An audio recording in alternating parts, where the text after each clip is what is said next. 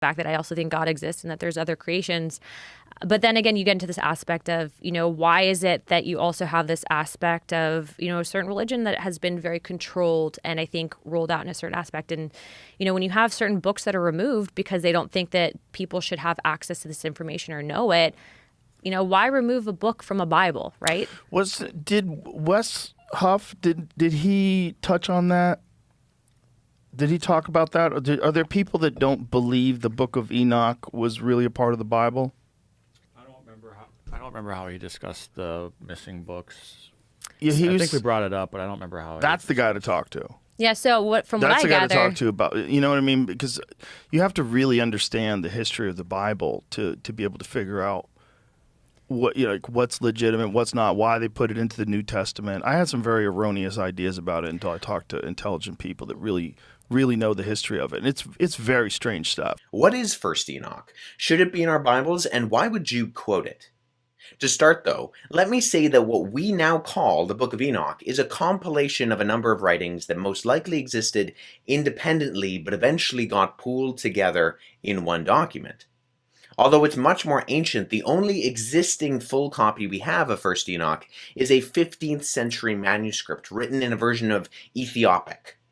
Fragments of different sections in Coptic, Greek, Latin, and Aramaic all exist, although only contain portions of the whole document. While the author of the book is attributed to Enoch, the Enoch of Genesis and the great-grandfather of Noah, the writing itself probably doesn't go older than the 400s BC, and some sections of it actually come after the time of Jesus. Now, it's true that during the Hellenistic period of Judaism, starting about 200 years before Jesus, many ancient biblical characters became the subject of extra-biblical and apocryphal literature.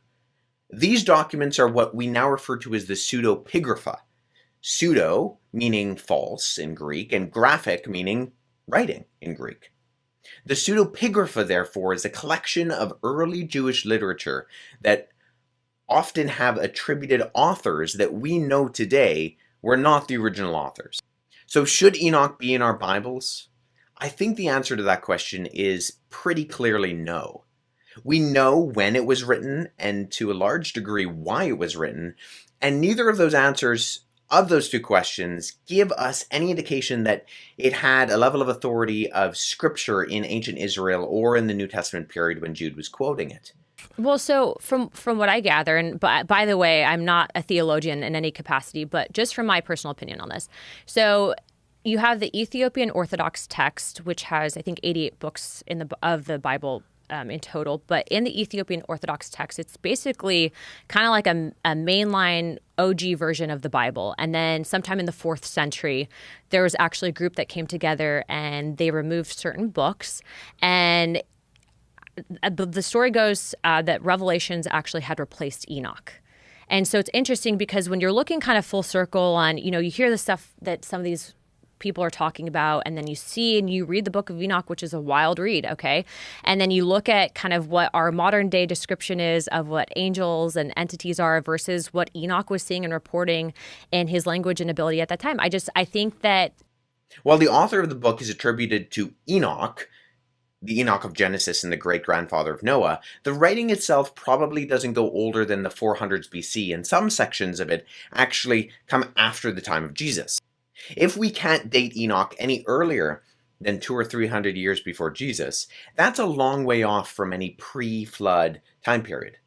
What the Book of Enoch represents is a collection of literature about Enoch, the time period following up to the biblical flood, and particularly end-time theories that are all pieced together and put together by different authors. I think that there's a lot that brings you to then ask the question, well, why would they remove this information? If it's truly, written in part of the oldest Bible in the world, why would they then take it out and water it down? And Jews at the time read sections of what we now refer to as Enoch, but never considered it Scripture. I'm not saying that you can't find God through the new Bible, right? Like everyone's on their own spiritual journey, and I think everyone can pray and you can access God. But I just find that very interesting. And so what I will say is that I like to have the whole kind of picture in front of me. And so I feel like to fully understand A through Z, you kind of have to be able to read it. If you want to learn more about what Scripture is and why we can have confidence that what we do have in our Bibles are the right books,